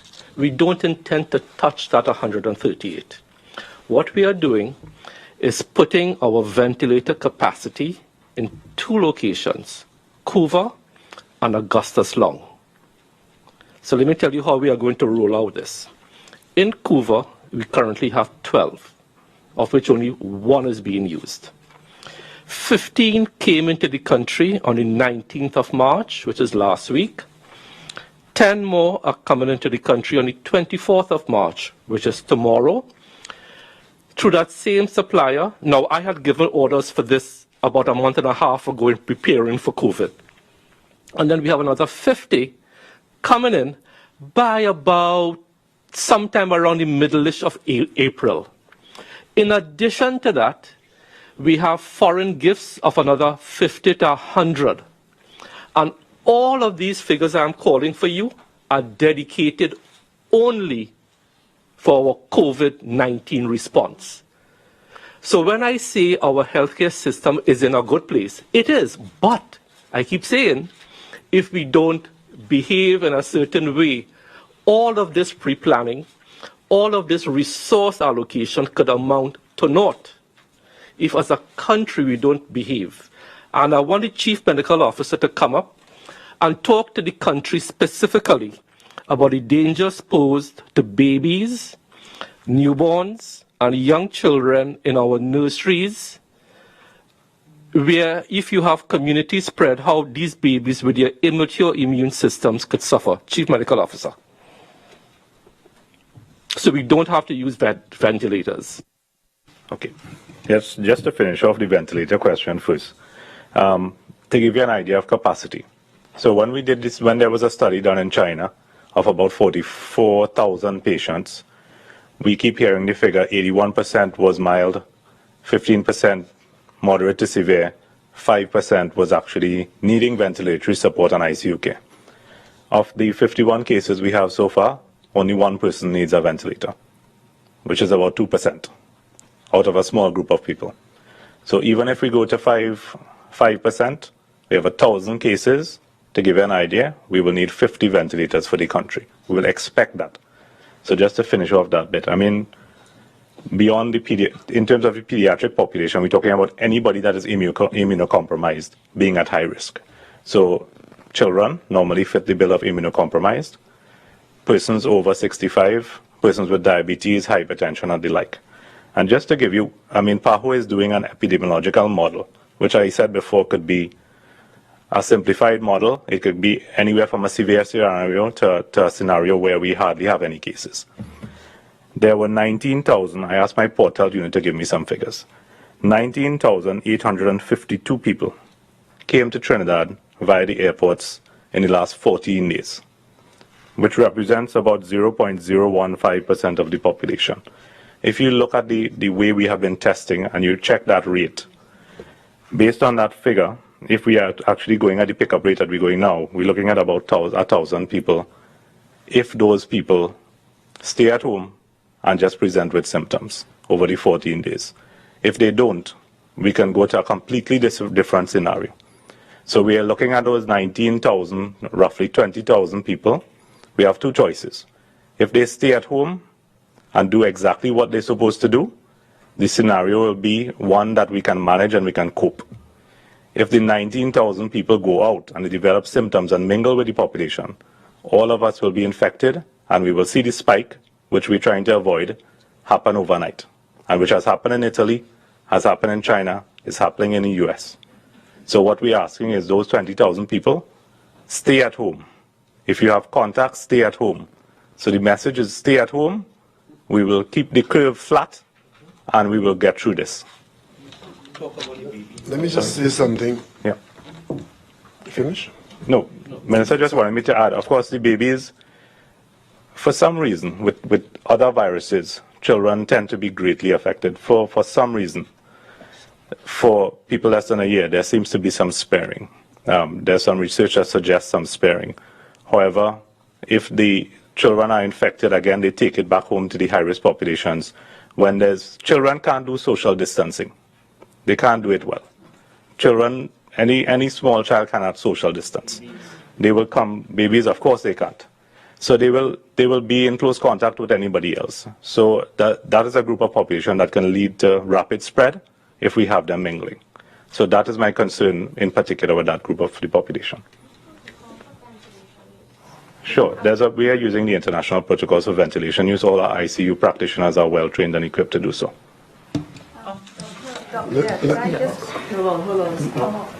Let me just, as the conversation gathers momentum, let me just say something.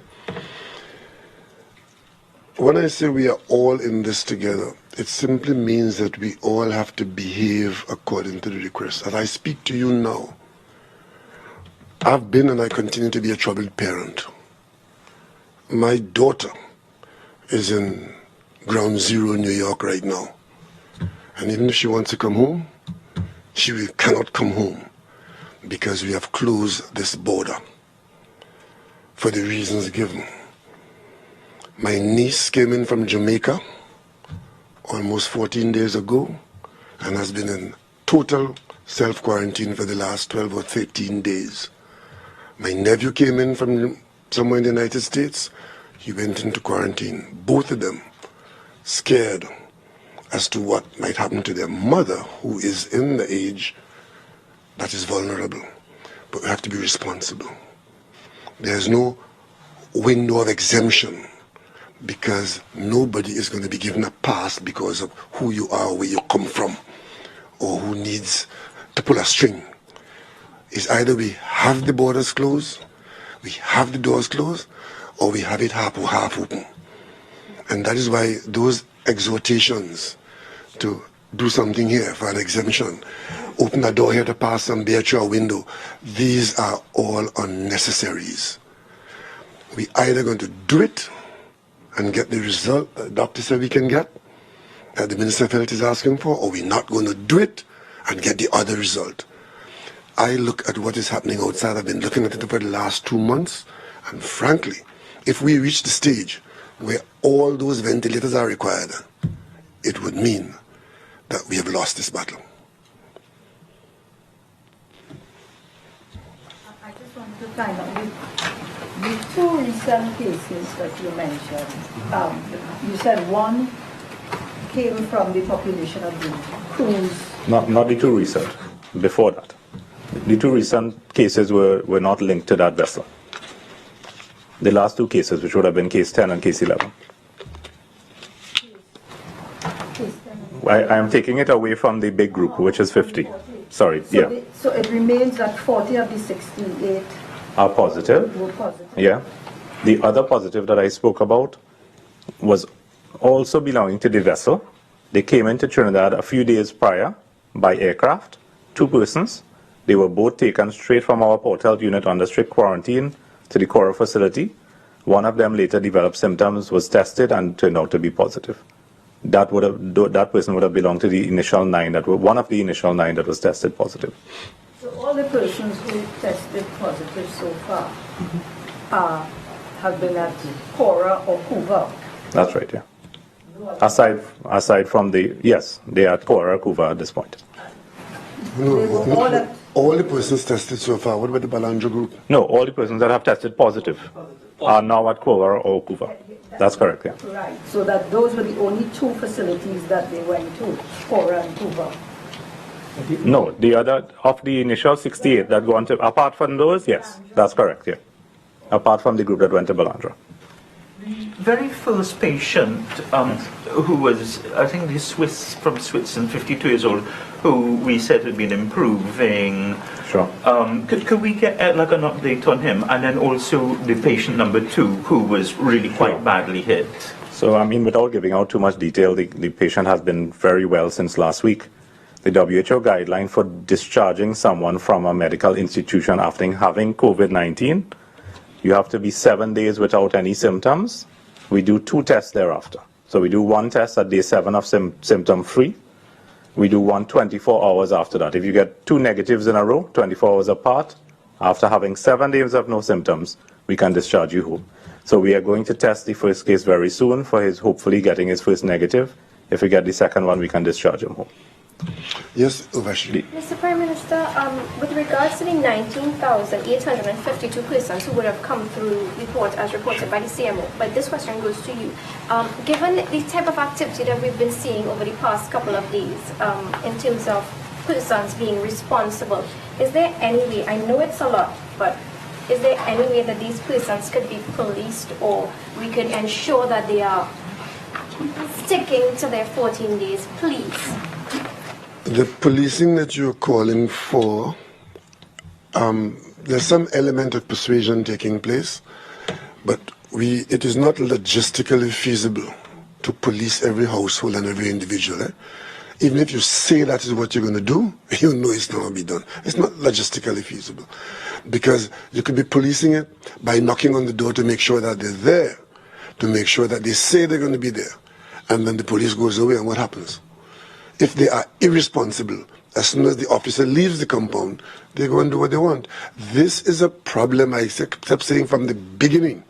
This is a problem that would rise or fall on the behavior of individuals. It is not feasible to police to that level effectively, especially within the time frame that we are looking at. Because even if we set out to police now, logistically we won't get very far. What we're aiming to do is not get to a point where the accelerated curve results in an infection level that requires a response that overwhelms the health system. That's what it is. That's what we're dealing with. Out there, like for example, with the people in the church, people in the schools who are, let us hope that those are outliers. The majority of people are cooperating, that is good. Those who are not cooperating, we are seeking to persuade them to cooperate, to bring it. That is what is logistically feasible. Right? And those who want to stand on their rights, because I heard a conversation about rights, and tell you that they must do that so that they could damage the whole country, well, that is where law enforcement will come in. So there's an element of law enforcement, but I hope that will be against a very, very tiny minority who is standing on their rights. And for those who are prepared to stand on their rights in the face of this potential, because let me tell you all something, all that has happened so far to us, my fear is what's going to happen next week and the week after, and the week after. There's a story being told about a frog in Tobago, and the bus coming from Mariah. The frog was crossing the road first, and had a right to cross the road, and the bus was coming, and the bus kept coming. And the frog was saying, I was here first. And the bus passed, and there was no frog. Okay? Do you remember that story? Legal consequence for not quarantining if you are told to quarantine? Yes, the minister can answer that. Yes, so under the Quarantine Act, Section 3B sets up what is called the Quarantine Authority. The Quarantine Authority is a one-man authority. And that one man is the chief medical officer.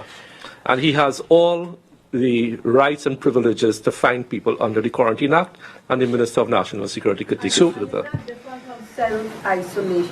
If you told, I'm trying to get the chain of people. Let me try and assist you. One of the points the CMO has been making repeatedly, and he's asked for the assistance of national security, and he has it as best as we can provide it. You come into the country, everyone is required to self-quarantine for 14 days. All right? Self-quarantine of your own volition. If the CMO asks anyone under the Act that the Minister of Health has just said that he's quarantining them, then we will enforce it. We have the option, like we did with those people we put in Balandra, to quarantine persons. Of course, we didn't want to reach that stage. If, in addition to what the Prime Minister has said in response to Urvashi's question, we have a committee that is set up. The police and the defense force are working with the CMO, and on his instructions, he is providing a list of persons that they would want us to patrol. But it is exactly as the Prime Minister, Honourable Prime Minister, has said. We are performing that duty, but you're not going to be outside 24/7, so it comes down to personal responsibility. The self-quarantine is different to a state quarantine. Even with the state quarantine, there are two tiers. The CMO can take someone and physically have them put into quarantine, as we did with those persons who came off the cruise, and we took them directly to Balandra, straight off of the aircraft, seamless, without any issue whatsoever. Or he can say, I'm quarantining you to stay in your home, and then we will do what needs to happen in those circumstances. Yeah, but what I'm worried about is when people are quarantined in their home, and there are other members and that's the point I was actually trying to hint to the CMO to make that point. We don't want that to happen. So, for example, the point that the Prime Minister was making with the front of the Express, not to belabor it, in our discussion this morning, I immediately said, so the person who's returned shares that intimate moment with someone else. She may self-quarantine at home. He may now go out into public. So that's what we're saying. With self-quarantining, when you return, it means isolate yourself away from the rest of your family. But if the family takes a decision to be amongst each other, then the family has to quarantine, the whole family, the whole household. But again, let us be realistic. There are very many households in this country, by the nature of their physical accommodation space and the population within that confined space, that makes it very difficult to properly, but that is a fact. And we can only get away from that if there isn't a rolling infection taking place in the community. If there's an infection taking place in the community across the board and it gets into that kind of development, we will find out when it begins to manifest itself.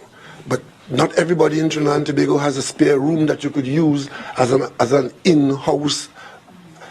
But the most we can do is to ask you to be alert to your personal hygiene in every circumstance, and also try to see to what extent you could stay away from persons who are expressing symptoms, or try to keep the distance that is asked for if it is as far as you are able to.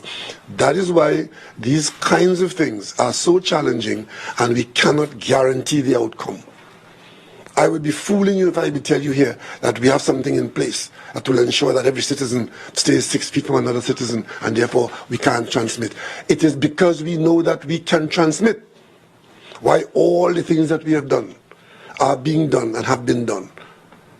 And that is why we are expecting along the way that there will be reports of confirmations, and that those reports will require certain attention.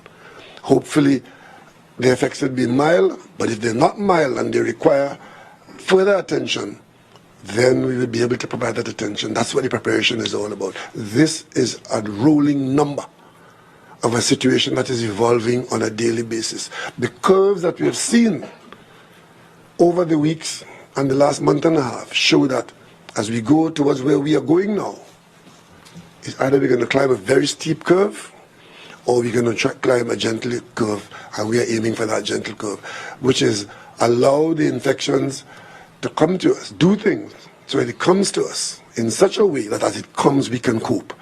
If it comes because of a huge increase in the infection rate and a concentration of infection, then all the plans that we would have laid in place may not be able to cope with it.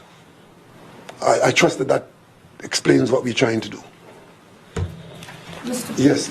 Julian News from News Today. A couple of questions. Minister Diyal Singh, you mentioned nurseries. What is the policy with private nurseries? Are they allowed to continue to operate? Look, we have come up with these orders as a rolling thing. As the Prime Minister said in one of his first press conferences, and I want to use his exact words, we should not have to be beating people over your head with a bat to tell you to do the right thing. Do we really need to have a public health order to tell people who own nurseries, oh gosh, the lives of those babies are in your hands? Do we really need to do that via policy? Or should common sense prevail? I think common sense should prevail, whether it's a nursery, a Montessori school, or preschool. You are handling children with immature immune systems, as the Chief Medical Officer just said. If COVID runs through a nursery with 6-month-old babies, and then the babies go home, and as the Chief Medical Officer said, you can't have social distancing from your baby. You must breastfeed your baby, you must bathe your baby, then the parent becomes infected. Then the grandmother becomes infected.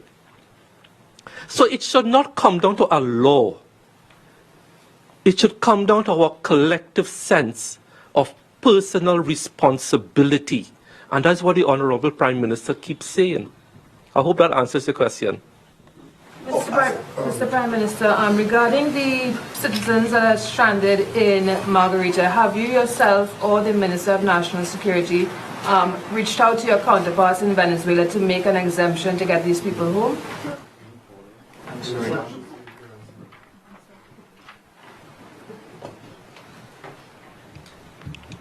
I thought the Prime Minister had made it abundantly clear at the outset, and I tried to add some clarity. Our borders are closed. That's the first point. We're not granting exemptions. What I can tell you is the Ministry of Foreign and CARICOM Affairs and our officers who are based at our Caracas embassy have been in touch with the persons who are in Margarita and are doing all they can working with the Venezuelan authorities to ensure their safety and this type of thing. We are in very difficult circumstances globally. You all would recall at the outset of this, when it took off in China, one of the issues we had was 120 citizens of Trinidad and Tobago who were in China. Again, the Ministry of Foreign Affairs through our embassy in China did what they had to do, and that is what is applying to these persons in Margarita. We have not made any request for any repatriation because we don't want this spread. Our borders are closed. Yes. Well, as you said, the borders are closed. I'm just saying, what advice or what support could the government still provide to persons who are in these countries and don't have the financial wherewithal to remain until April 30th? You would follow the normal, my understanding is we follow the normal foreign affairs protocols. Our embassies in touch with them, in particular from Caracas, and they will do the best that they can. What the officer from the embassy down there has informed us is he's doing the best he can. He's speaking to, for example, some of the hotels where they're staying at, and there are certain protocols that would apply where they are in touch with the local authorities there for help and assistance. Gentlemen, back at the right time. Jesse from CNC3, Ms. Robinson-Regis. Will any provisions be made to accommodate non-nationals such as Venezuelans with regard to some of these social programs at this point in time? At this time, the social programs are for citizens and permanent residents.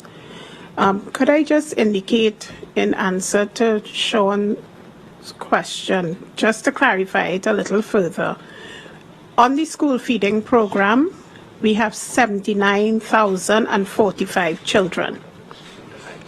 Of those children, some of the parents already get a food card.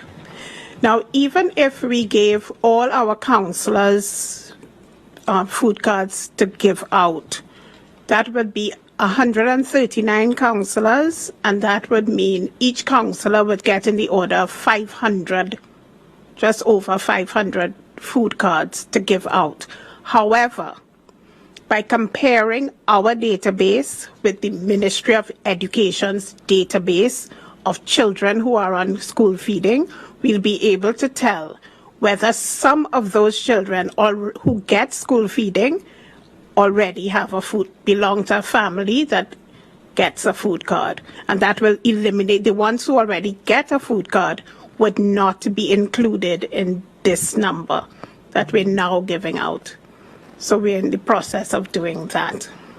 I asked Prime Minister permission. Jesse, the question you asked Minister Regis triggers something in my mind, and I asked the Prime Minister permission. On the issue of testing, testing is available to every living soul in Trinidad and Tobago, whether you are a citizen, a Venezuelan, illegal immigrant, anybody.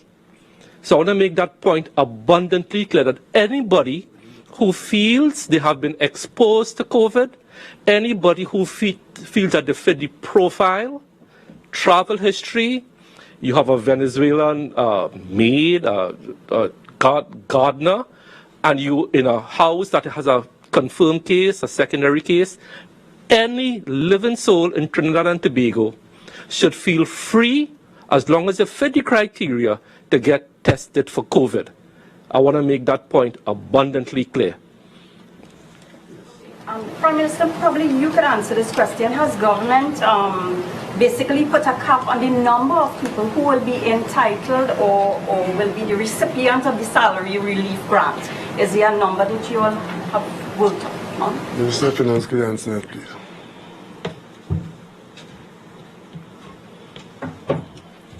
What the members of the committee who were tasked to consult with the business community have told us is that within the sectors who would be directly impacted, in the first instance, you're looking at perhaps about 60,000 persons. And then we figure there'll be another 20,000 or so. So our calculations are based on about 80,000 persons over a 3-month period. And then we've added in a little extra for unknowns, because this is a very fluid situation. So we're looking at about 80, more or less, maybe a little more, over a 3-month period, receiving 80,000, receiving 1,500. But that is assuming that everybody is completely affected. So that's a very fluid situation, and we'll see as the numbers come in and people make applications and so on. With those persons who qualify for the relief grant, would they too be able to qualify for the temporary food cards? I can't answer that.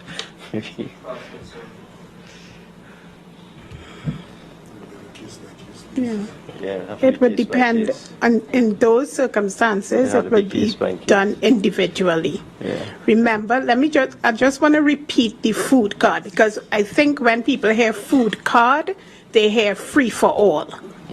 But it is not a free for all.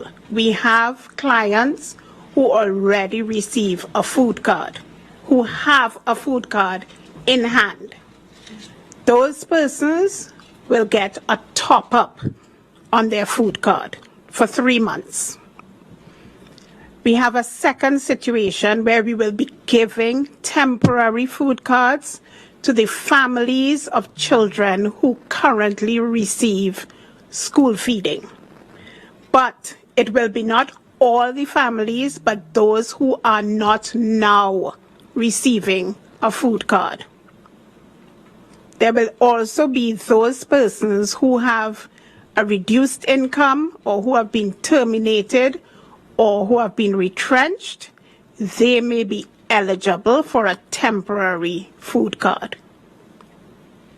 So is that clearer? Okay. I want to the Prime Minister. Minister, in there already. The salary relief grant, that will only be for persons who pay NIS, because there are many people who, like housekeepers, people working in bars and so on, who would lose their salaries but may not be on the NIS database. That's a very good question. We have to start with the information that we have at this point in time. That is why I said we added in a little more as we get more information about the system. The NIB has a database of everybody in the PAYE system who is registered for NIS, not self-employed or not persons who are not in the NIS system. So that's why if you take 80,000 by $1,500 a month for 3 months, you get $360 million. But we have put an allocation of $400 million because of the unknowns that will come to the fore as we go along. So we're starting with the people where we have information on. You would have their name, address, where they work, their ID card number. NIB has all of that. And then the other cases will have to be dealt with on a case-by-case basis as it evolves, okay? Let me just add a little proviso to that. We're using the institutional arrangement of the NIB, but we know that there will be people who will not be on the NIB list. And one of the reasons for that would be persons who would not have been complying. And what this situation will do is those persons who are not on the list and were employed and are now not covered, who are identified on the NIB list, that says something for and about the employer. But such persons can approach the Ministry of Social Development for that social development assistance. But but that action will identify persons for whom they should have been an NIB record.